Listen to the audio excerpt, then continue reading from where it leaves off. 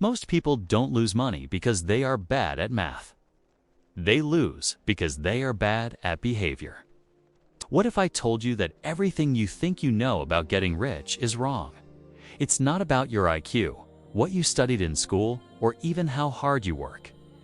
Today, we are diving deep into the powerful lessons from Morgan Housel's The Psychology of Money, a book that will completely change how you see your finances. Stick with me, because the last lesson we'll cover is the single most important mindset shift you need to make, and it's something almost no one talks about. First, let's get one thing straight. Doing well with money has very little to do with how smart you are. It's a soft skill, where how you behave is far more important than what you know. Think about it. We see financial geniuses, people with PhDs in economics, go broke. And then we see everyday people with no formal financial training become millionaires. The difference isn't intelligence, it's behavior. The best investors in the world aren't necessarily the ones with the highest IQs, but the ones who have mastered their emotions. Patience, discipline, and emotional control are the real currency. Knowing this, the best thing you can do is to take yourself out of the equation. Create systems that run on autopilot. Set up automatic transfers to your savings account the day you get paid. Automate your investments into a low-cost index fund. The less you have to think about it, the less your emotions can sabotage your progress. Your behavior will always beat brilliance. Now, here's a hard truth most gurus won't tell you. Luck and risk are two sides of the same coin, and they play a much bigger role in our financial lives than we like to admit.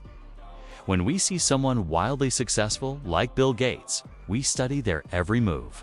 We think he was a genius who dropped out of college to start a company. But we forget the luck involved. Bill Gates went to one of the only high schools in the world at that time with a computer. That was luck. On the flip side, when someone fails, we're quick to judge them for making bad decisions. But maybe they just got hit by the risk side of the equation. The lesson here isn't to feel helpless, it's to be humble. Don't blindly copy the strategies of billionaires because you can't replicate their luck. Instead, build a margin of safety into your own plans. Assume things won't go as planned. Respect luck and prepare for risk. This single mindset shift will make you more resilient than 99% of people.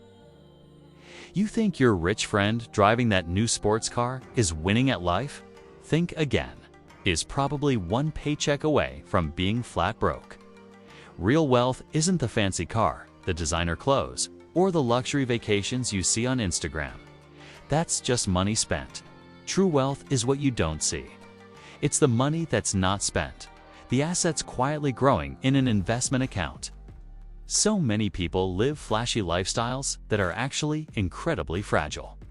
They look rich, but they have zero financial security. Remember, flexing is expensive. The real goal isn't to look rich, it's to actually be wealthy. Stop letting your lifestyle grow every time you get a raise. Start measuring your success by your net worth, not by what your neighbors think. If you want to build lasting wealth, focus on saving and investing, not showing off. So if financial success is so uncertain, what's the one thing you can control that gives you an edge? The answer is surprisingly simple: saving. And I don't mean saving for a house, a car, or a vacation. I mean saving for no reason at all. In our goal-obsessed world, this sounds crazy. Why save if you don't know what you're saving for? Because savings without a specific goal buys you something far more valuable than any possession: freedom. Life is unpredictable. You might lose your job. A great investment opportunity might appear. Or you might just decide you want to change your life's direction. Having a pile of cash that isn't earmarked for anything gives you options. It gives you control over your time. It's a buffer against life's inevitable chaos. Before you even think about investing aggressively, build that emergency fund. Then, keep building savings on top of it. Think of it as buying your own freedom, $1 at a time. Everyone wants to find the next 10-bagger stock, the secret formula to get rich quick. But the real secret isn't a secret at all. It's compounding. And the magic ingredient for compounding isn't genius. It's time. Warren Buffett didn't become a billionaire in his 30s. The vast majority of his wealth was earned after his 65th birthday. He just started early and let his money work for him, decade after decade. The biggest mistake investors make is interrupting this process. They get scared during a market crash and sell everything. Or they get greedy during a bull run and chase hot stocks. This is like planting a tree and then digging it up every week to see if the roots are growing. You have to let it be. The most powerful force in finance is not making brilliant decisions. It's being consistently not stupid for a very long time. Start as early as you can, invest what you can, and then just stay in the game. Remember, in investing, time is more valuable than talent. This brings us to a crucial distinction. Getting rich and staying rich are two completely different skills. Getting rich often requires taking big risks, being optimistic, and concentrating your bets. You might put all your money into a new startup or a volatile asset class. It's an offensive game, but staying rich, that's a defensive game. It's about paranoia and risk management. It's about recognizing that the same risk-taking that made you money could also be the thing that wipes you out. Think about the lottery winners who end up broke, or the traders who make a fortune and then lose it all on one bad bet. They mastered the art of getting rich, but they failed at staying rich. The key to staying rich is survival. It's about avoiding catastrophic errors. This means not using too much leverage, protecting your downside, and never risking what you have and need for what you don't have and don't need. Survival is the only path to long-term success. So, how does wealth actually get built? You might think it's from picking dozens of good stocks that all go up a little bit each year. The reality is much different. Most of the returns in the stock market and in many venture capital portfolios are driven by a tiny number of massive winners. These are called tail events. A very small percentage of investments account for a huge percentage of the gains. For every Amazon or Apple, there are thousands of companies that go nowhere or fail completely.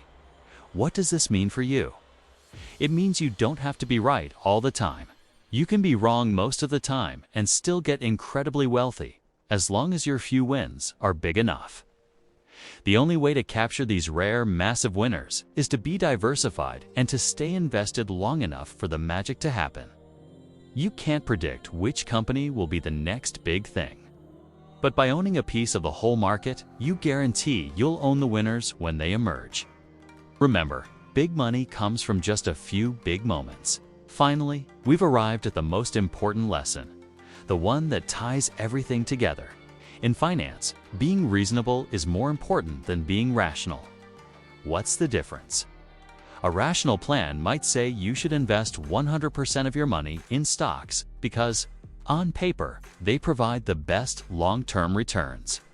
But if a 40% market crash would cause you to panic sell everything at the bottom, that rational plan is worthless.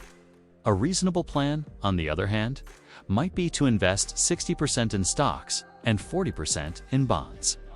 It might not be the optimal strategy on a spreadsheet, but if it helps you sleep at night and stick with the plan during a downturn, it's the better strategy for you. Personal finance is more personal than it is finance.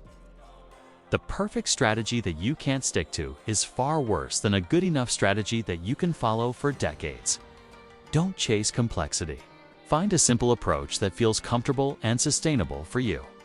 That's the real key to long-term success. So, to wrap it all up, the single biggest financial skill you can develop has nothing to do with picking stocks or timing the market. It's controlling your own behavior. It's about understanding your own psychology, your fears, your biases, and your relationship with risk. If you want to go deeper, I can't recommend The Psychology of Money enough. I've also linked another book that changed my life, Rich Dad, Poor Dad. Both are in the description. Which lesson from today hit you the hardest? Was it about wealth being about behavior, the power of compounding, or something else? Let me know in the comments below. Thanks for watching, and I'll see you in the next video.